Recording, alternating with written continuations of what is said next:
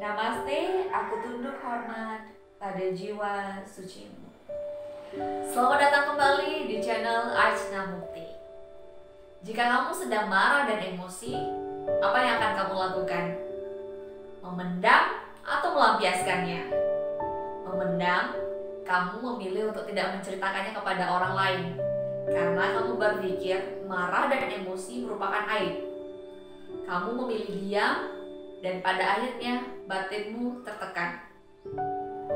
Melampiaskannya kepada orang lain. Kamu merasa lega ketika kamu melampiaskan emosi kepada orang lain. Melepaskan emosi sama saja dengan membuang sampah. Tapi pernahkah kamu berpikir, apakah orang lain nyaman menerima sampah kamu? Kamu akan jauh merasa lega, tapi orang lain yang menerima sampah kamu pasti merasa tidak nyaman. Adakah cara lain untuk mengatasi emosi dan amarah ini? Jadi, emosi negatif tidak akan terpendam dan juga tidak akan berlanjut kepada orang lain. Jawabannya ada. Sebelum lanjut, support channel ini dengan cara subscribe. Jadi, saya bisa lebih bersemangat dalam berkarya. Pertama-tama, jika emosi muncul, jangan langsung dieksekusi. Sadari melalui nafas.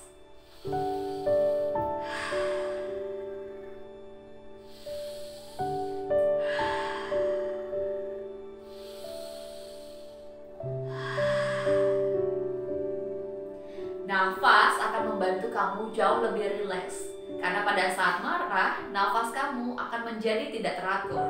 Jadi nafas akan membantu kamu lebih kembali lagi ke dalam diri. Kamu bisa menarik diri lagi dan terhubung lebih dalam lagi dengan dirimu sendiri. Jadi ketika kita menyadari nafas akan semakin melembut. Ketika nafas menjadi nyaman, otomatis otot-otot yang tegang di sekitar leher dan pundak akan menjadi rileks. Otot-otot yang tegang akan menjadi kendor.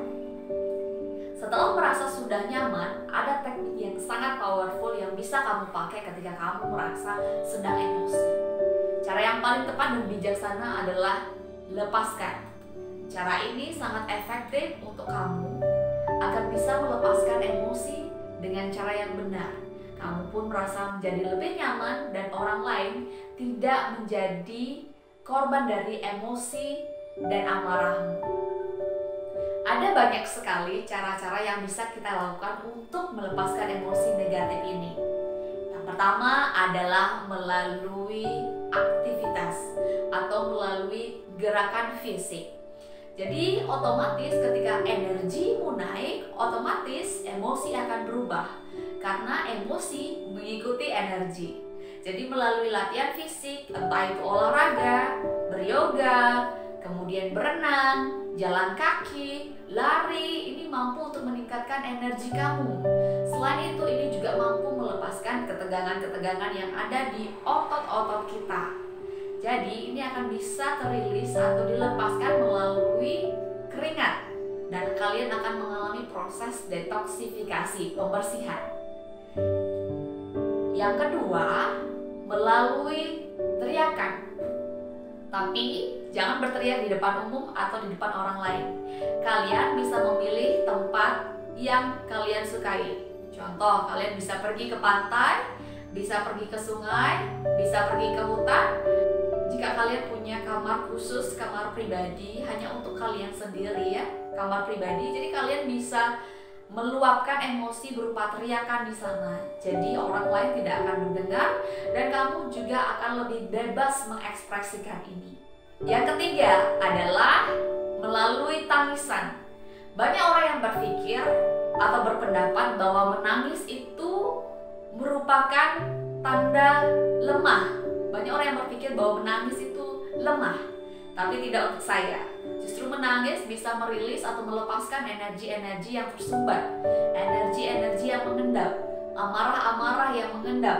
Jadi melalui tangisan ini juga bisa disebut detoksifikasi. Karena melalui tangisan kalian bisa melepaskan, meluapkan emosi-emosi yang mengendap. Yang keempat, kalian boleh berlatih mindfulness atau hening atau istilah keren caranya sekarang meditasi. Melalui mindfulness, kalian bisa terhubung lebih dalam lagi dengan diri kalian sendiri. Artinya, kalian memiliki space atau loading ketika kalian marah. Jadi pada saat kalian marah, kalian tidak langsung reaktif, tapi kembali lagi ke dalam diri sendiri. Mindfulness ini akan membuat kita lebih cerdas secara emosi dan mental.